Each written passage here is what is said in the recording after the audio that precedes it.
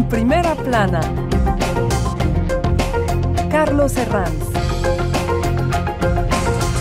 Bienvenidos en Primera Plana, un programa de Radio Francia Internacional y de France 24. Esta semana ponemos el foco en los 10 años que se cumplen de los atentados del 13 de noviembre en París y todos los homenajes que se acaban de celebrar en la ciudad. Nos acompañan para analizarlo 4 invitados en este estudio que ya les presentamos. Florencia Ángeles, corresponsal de la W Radio aquí en Francia. Bienvenida. Para estar aquí, gracias. Rafael Proust, periodista del diario La Opinión. Bienvenido. ¿Qué tal, Carlos? Buenos días. Marine de la Massonnier, compañera de RFI, que estuvo cubriendo los juicios por el 13N. Bienvenida. Gracias.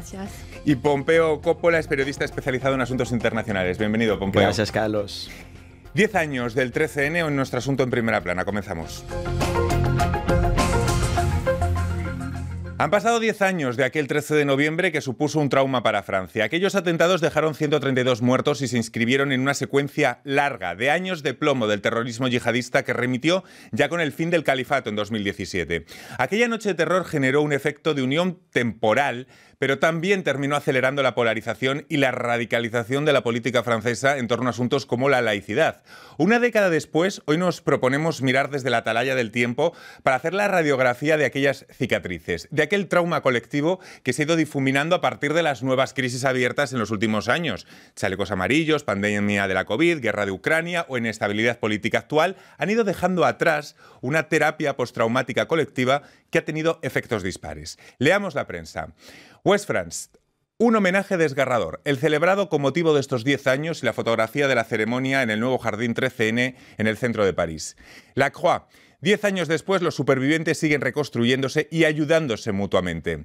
Miremos también algunas portadas de lo que fue aquello, el registro en la prensa de entonces, esta de Liberación, carnicería en París, o esta otra de Le Figaro, guerra en pleno París.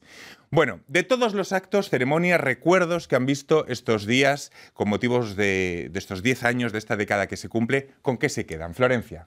Pues yo creo que con la emoción, pero también las muestras de solidaridad de la gente. Ayer me impresionaba en cada uno de los lugares donde hubo estas desgracias de atentados.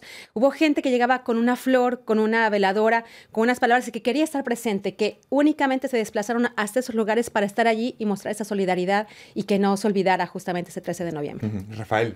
Igual, me quedo con la dignidad de las víctimas que pues, llevan más de 10 años con una infinita tristeza que sigue ahí, pese al tiempo, pese a los años pasando. Entonces, sí, yo me quedo con la emoción y la dignidad de las víctimas. Marín. Yo me quedo con unas palabras de una víctima, David Fritz, que es franco-chileno, y que en sus redes sociales subió un texto muy lindo ayer, diciendo que después de 10 años como que nos entrega a nosotros la carga, el peso del dolor y de seguir con esa memoria. Pompeo. Yo me quedo con, digamos, con lo que llamamos la autopsia del dolor, es decir, con los detalles de los relatos, estos detalles brutales de las experiencias que vivieron las víctimas. 10 años después, ni nosotros, los que vivimos en primera persona aquellos atentados, algunos como periodistas somos los mismos, ni Francia es la misma, ni la situación del terrorismo yihadista lo es. No sé si podemos hablar, o hasta qué punto podemos hablar, de un trauma colectivo sanado. ¿Hasta qué punto esas cicatrices se han ido borrando y hasta qué punto no? Sí, yo creo que ayer también, de hecho, una de las cosas que me impresionaban era al ladito justo de donde se desarrollaban las ceremonias. Estamos hablando de donde fueron el barrio 10 y 11 de París, distritos que siempre han tenido una gran vida en las terrazas, en los restaurantes. Y ayer, por ejemplo, estaba esta ceremonia de un lado y la otra parte, los restaurantes abiertos y la gente en las terrazas, ¿no? Entonces, hasta ese punto se volvió, y de hecho fue meses después, cuando terminó también todo ese estado de emergencia, que la gente volvió a salir a las calles y a retomar su vida normal. Eso te habla de una sanación, al menos. La otra parte que para mí no ha sanado es que justamente ha abierto una brecha o una herida muy fuerte en cuanto a la polarización y en cuanto hacia este estigma hacia la comunidad musulmana, que todavía no ha sanado, que también ha sido aprovechado por algunos partidos políticos, ¿no? Y que ahí todavía hemos tenido un gran faltante, ¿no? De lograr cerrar y lograr pasar a esa otra etapa de realmente la unidad nacional que se vivió al inicio. Rafael, ¿hasta qué punto se ha sanado aquel trauma? Yo creo que lo que de verdad ha sanado fue el juicio, porque las víctimas y nosotros mismos como nación necesitábamos entender mejor lo que estaba detrás y por qué. Y de hecho el silencio de Salah Abdeslam es un problema en ese proceso de sanar a la ciudadanía de estos atentados. Y también estoy de acuerdo con mi compañera, porque es verdad que hemos pasado y el foco se ha desplazado un poco, pero los problemas de sociedad que seguimos viviendo todavía están ahí, aunque ya no hablemos de ello. Precisamente mi compañera Marín estuvo cubriendo aquel juicio contra los terroristas del 13N que se celebró 6 años después, en 2021. Fueron 148 días de audiencia, más de 400 testimonios de supervivientes y una sala de audiencias construida para la ocasión. 14 acusados, aunque solo quedaba uno vivo que hubiese participado en los comandos. Salah Abdeslam, condenado a cadena perpetua. Marín, ¿encontraron respuesta a las víctimas en aquel proceso? ¿A dudas que tenían? ¿Hasta qué punto fue sanador también ese proceso para ellas? Encontraron algunas respuestas, no todas. Se encontraron entre ellos muchas víctimas. Estaban solas antes y en esa sala de audiencia nacieron muchas amistades, que puede parecer un poco extraño porque no es un lugar, es el lugar de la justicia, pero es la primera vez que en Francia por lo menos se dio tanta importancia a las víctimas, que tuvieron mucho tiempo para hablar, que que contaban su 13 de noviembre y podían hablar una hora y media. O sea, el presidente del tribunal le daba todo el tiempo que necesitaba y hablaron en dos tandas. Hubo una primera tanda de los que desde el principio ya sabían que querían hablar y después al ver cómo funcionaba, que les hacía bien, hubo otras víctimas que pidieron hablar. Entonces era mayo, no me acuerdo, pero en una segunda vuelta hubo otra vez víctimas que tomaron la palabra y eso de poder hablar, que la gente los escuche y después estar juntos. Nacieron amistades y muchos dicen que eso fue como súper importante, que no se lo esperaba y que los ayudó a sentirse mejor. Claro, es que están las víctimas. Hay muchas posiciones. Una de las asociaciones nacidas tras el 13N ha querido disolverse para pasar página, coincidiendo con este aniversario. Hay otras víctimas que están aterradas justo por lo contrario, por el fantasma del olvido. No sé, la gestión de la memoria es lo que más preocupa a las víctimas y a las asociaciones. ¿Cómo podemos gestionar esa memoria, Pompeo? Y dar cabida a una posición y a su contraria, ¿no? Carlos, esa es una pregunta muy difícil porque tiene que ver con la experiencia propia de cada ser humano. ¿Cómo reacciona cada persona ante un luto, ante una adversidad de la vida? No hay un manual. Cada persona lo vive de manera diferente según sus propios métodos y sus propios recursos. Entonces es muy difícil juzgar en un sentido o en el otro. Sí. No, hay que saber que son dos asociaciones distintas. Porque Life for Paris son los que estuvieron heridos y cuando la otra asociación son gente familiares que perdieron a un ser querido. Entonces no es exactamente lo mismo ser víctima y familiar. Sí, Florencia. También creo que por eso ayudó también esta inauguración ayer del jardín. Es cierto que ya había placas, ¿eh? En cada uno de los lugares donde hubieron los atentados hay una placa donde se recuerda el ataque y en cada ceremonia se han leído también importantes los nombres de las personas que ahí fallecieron. Ahora esos nombres que se leen ahora ya están inscritos en este jardín de la memoria que se inauguró el día de ayer y que está en un lugar central de París. El Hotel de Ville al lado está. Entonces creo que también eso ayuda justamente a que no se olvide, que permanezca y que realmente puedan las personas todavía querer honrar esa memoria de las víctimas en esos lugares y afuera, ¿no? Totalmente de acuerdo. Esto es algo que le corresponde a cada individual, es una reacción personal y no nos corresponde a nosotros que no hemos vivido directa ni indirectamente, no hemos tenido que sufrir las consecuencias de estos atentados. Yo añadiría que también, pues como dijo la alcaldesa de París ayer, pues estos ataques fueron también políticos y ahí está la reacción individual, pero también la reacción del Estado y de los oficiales como representantes de la nación, y ahí sí es importante subrayar que Francia no cedió ante el terrorismo en 2015. 2015 fue el gran año negro del terrorismo yihadista en Francia. Arrancó en enero con el atentado al semanario satírico Charlie Hebdo. En noviembre, los atentados de París, 132 muertos. Y recordemos el atentado de Niza al año siguiente, ya en 2016, donde 86 víctimas mortales fueron atropelladas por un camión. Los años de plomo de aquella ola terrorista fueron templándose ya con Macron en el Elíseo a partir de 2017 con el fin del califato del Estado Islámico. La pregunta es, ¿se podrían repetir a día de hoy atentados con las mismas características?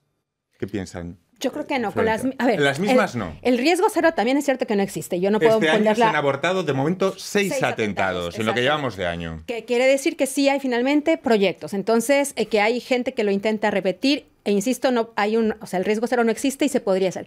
Se ve muy difícil debido justamente a todo lo que se hizo legalmente después de los atentados, todo el proceso institucional, los servicios de inteligencia que están trabajando de otra manera, las leyes que ya están puestas en marcha desde el 2017, que se aprobó una, y después 2021. Entonces ha habido un arsenal legislativo y también el mismo, como lo has dicho también, el califato ha perdido fuerza, digamos, ya no es lo mismo de las personas que van a entrenarse, ¿no? Ahora buscan sobre todo gente en Europa y si no también es a través de las redes sociales. Y ahora también lo decían el procurador de París, lo decían los de servicios de inteligencia, es ahora también una manera vía TikTok, vía las redes sociales en general, vía juegos de video, donde se intenta también cooptar a jóvenes, porque ahí también la mayoría de los detenidos han sido jóvenes. Muy jóvenes. 70% menos de 21 años.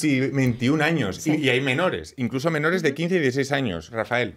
Sí, claro, estoy de acuerdo, porque el yihadismo en Occidente y fuera de Occidente lleva 40 años, entonces no veo por qué desaparecería de la noche a la mañana. Lo que sí es cierto es que en la época en la que los grupos yihadistas gozaban de santuarios en el extranjero, épocas en las que podían preparar y llevar a cabo pues, grandes atentados criminales de este tamaño, esa época ya, pues, ya ha pasado porque, bueno, y esperamos que la situación en Siria y quizá con mucha prudencia el restablecimiento de cierta forma de estabilidad política ahí podría ayudar, pero es lo que dice mi compañera, ¿no? Que ahora el hecho de que ya no haya santuario, de que ya no se pueda llevar a cabo operaciones de tal tamaño desde el extranjero, tampoco significa que estemos a salvo de, pues eso, de radicalizaciones por redes sociales o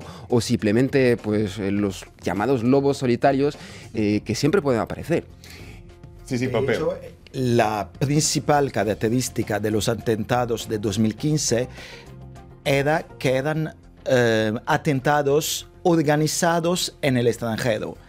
Y ahora, como dice el fiscal nacional antiterrorista Olivier Christen, el problema es que vivimos una amenaza endógena, es decir, una amenaza que viene del interior del país y está, digamos, relacionada con personas que se radicalizan al interior del propio territorio.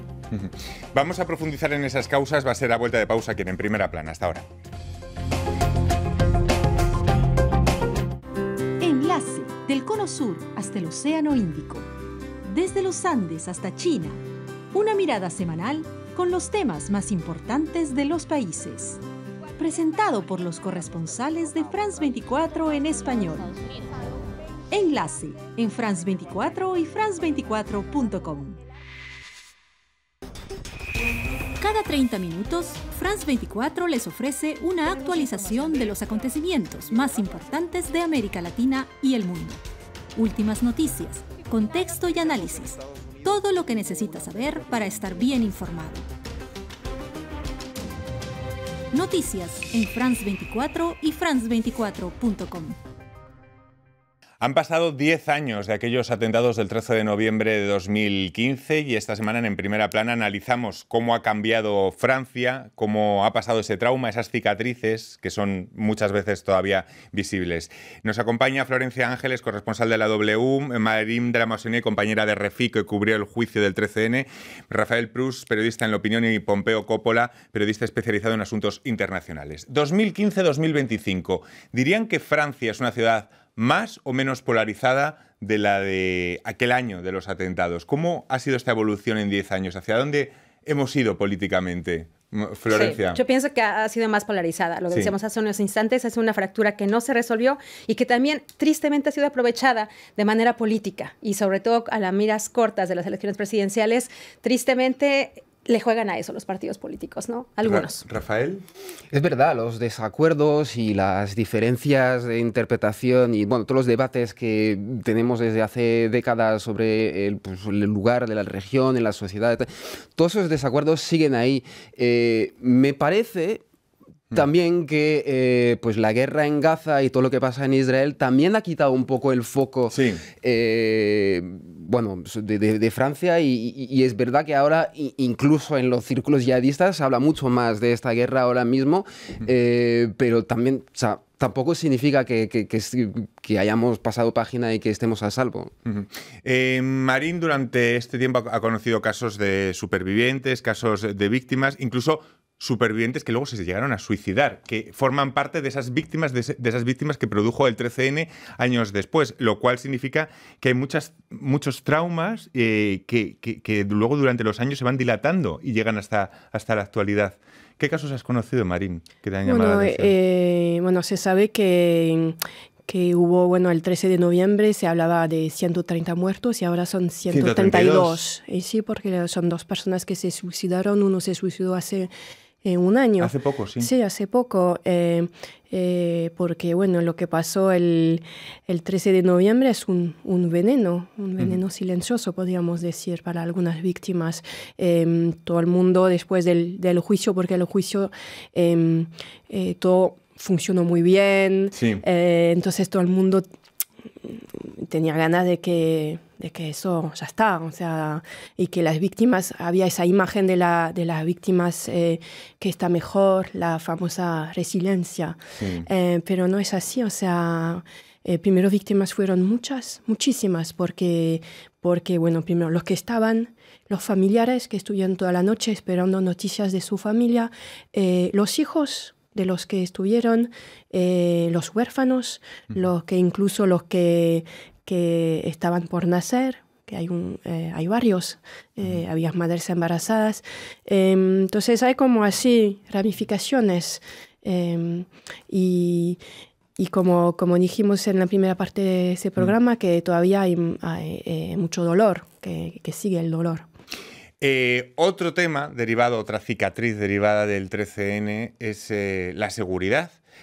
Rafael, por ejemplo, ha profundizado periodísticamente en las medidas de seguridad que siguieron a los atentados. Los franceses se fueron acostumbrando durante años a enseñar bolsos a vigilancia cada vez que entrábamos en un sitio público. No sé cómo ha forjado todo este sistema de vigilancia a la sociedad francesa. Cómo hemos ido integrando a lo largo de los años medidas hasta normalizarlas por completo, ¿no? Y medidas draconianas a veces de seguridad de entrar en cualquier sitio y automáticamente y de forma natural ya saber que tenías que mostrar el interior de tu intimidad, ¿no? Es que es verdad, pero llevamos como franceses tanto tiempo metidos en esa situación que ya nos parece normal, por ejemplo, y tienes razón, yo me acuerdo de los años 90 en los que no había, tú podías ir a los Campos Elíseos, a una gran tienda y no había, o sea, no te risaban el bolso ni nada. No sé, yo sí sé que como francés todo esto empezó en el 2012, en realidad. Esa ola terrorista empezó realmente en Toulouse con Mohamed Merah en el 2012 y ahora, pues tienes razón, ya no nos damos cuenta de ello. Y yo creo que hasta hemos perdido la capacidad de reflexionar un poco sobre lo que es, pero es verdad. Pompeo, de seguridad. Bueno, para mí esas medidas no son bastante draconianas. Voy a ser un poco polémico, Carlos. Sí. cuando vas se han rebajado, no es lo mismo que después de aquellos atentados, ahora sí, ya no es pero lo mismo. Que pasa, mira, te vas a un lugar, te registran el bolso y que, en plan, no lo registran de manera completa, ven un poco lo que hay encima del bolso, entonces yo puedo llevar lo que quiera, una pistola, algo, un cuchillo y tal. Y que, bueno, es polémico en el sentido de que, claro, hay diferentes puntos de vista y también diferentes opciones políticas, en el sentido de que hay gente dispuesta a ceder en sus libertades a cambio de la seguridad y hay gente que no, hay gente que defiende mucho más. Son dos posturas distintas, claro. Total, pero yo creo que la seguridad es un asunto muy importante y yo pondría, no sé, controles en cada entrada del metro o como hacen en la escuela de Estados Unidos. Es aceptable como postura, pero es verdad que es polémica y que hay gente que nos está viendo que dirá no. Pero por supuesto... Que como sociedad hemos entendido de que desafortunadamente teníamos que perder un poco de nuestra libertad porque es lo que hay, simplemente. El problema es poner el cursor en el punto exacto, en el momento exacto, ¿no? Es saber hasta qué punto esa pérdida de libertades se hace por un bien común y hasta qué punto, oye, no, esto es too much. Es que si no, ¿cuántas veces también hemos cuestionado la falta de prevención, ¿no? Claro. Entonces, si después de esto hubiéramos quedado igual y no se hubieran hecho estas medidas, yo creo que hubiera sido más grave, ¿no? Decir, no se tomó ninguna acción para prevenir. Claro, es cierto, hemos cedido, ¿no? O sea, y tenemos que ceder quizá para un bien común, pero también, ojo, que no se puede tampoco soportar todo. Pero yo me doy cuenta, por ejemplo, y lo hablábamos también, lo acabas de decir, ¿no? Es atentados tan fuertes 2015, que empezó con Charlie Hebdo, luego 13 de noviembre, al año siguiente lo de Niza, y después de lo de Niza, que fue este camión que se aventó contra la gente que estaba para celebrar el 14 de julio, vemos que muchos eventos ya públicos están en esos grandes bloques para evitar que un camión vuelva a pasar. Entonces, bueno. Vamos a otro tema polémico, porque si este de la vigilancia es polémico, este de ahora también lo es. La justicia restaurativa. Salah Abdeslam, único miembro de los comandos, condenado, como ya hemos dicho, dice que desea establecer una vía de diálogo con las partes civiles, encuentros en prisión. ¿Confían en este mecanismo, en su eficacia? Porque lo primero es que se haga en una base de honestidad, que por la fecha en la que se habla... Bueno, de esto no parece que sea tan casual. Tampoco el hecho de que Abdeslam fuera interrogado por la posesión ilícita de un USB en prisión con propaganda terrorista. ¿Cómo ven esto de la justicia restaurativa? En principio hay víctimas que sí que quieren, que lo han pedido. Hay muchas víctimas. Incluso durante el juicio muchas víctimas querían mirar a los ojos a los acusados. Era súper importante. No venían a testimoniar, venían a ver a los ojos a los acusados. Y sí, hay muchos pero no sabían por qué, no sé qué esperan conseguir. ¿Qué tipo de respuestas? Sí. ¿Cómo ven esto de la justicia restaurativa, Rafael? Es polémico, ¿eh? Es polémico, pero no es mi especialidad.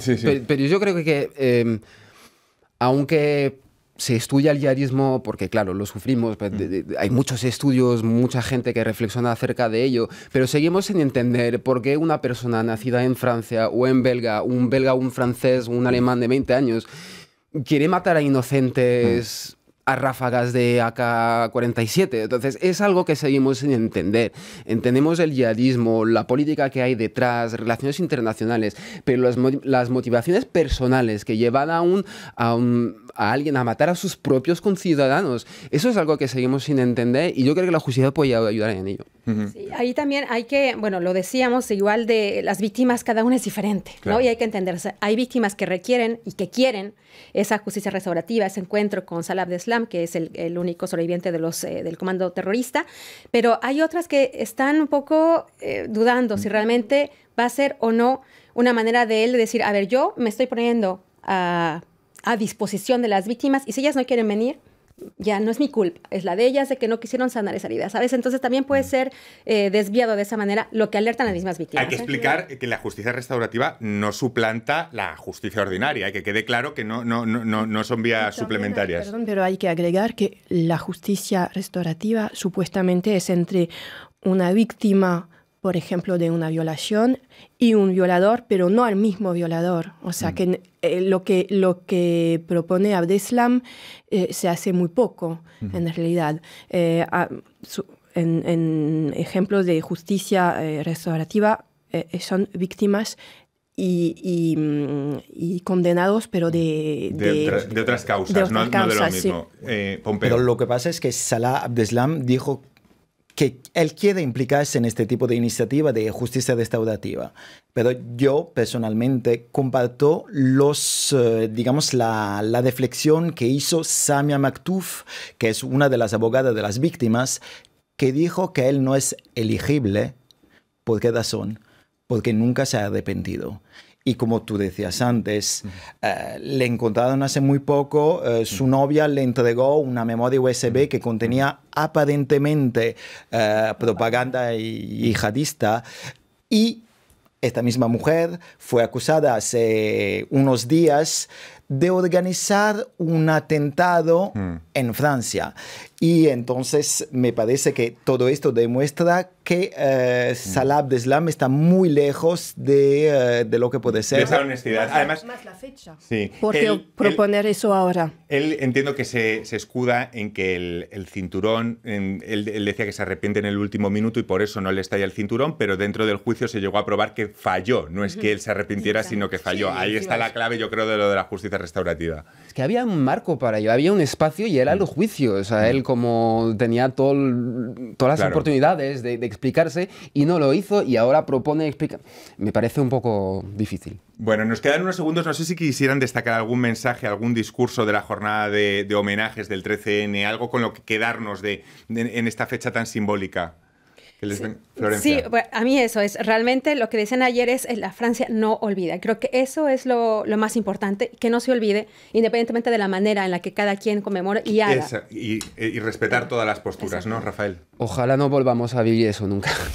Marín o Pompeo. Comparto con Florencia eso de que la sociedad se unió otra vez y no va a olvidar, ojalá. Pompeo. Igual, la memoria, el pasado sigue siendo presente.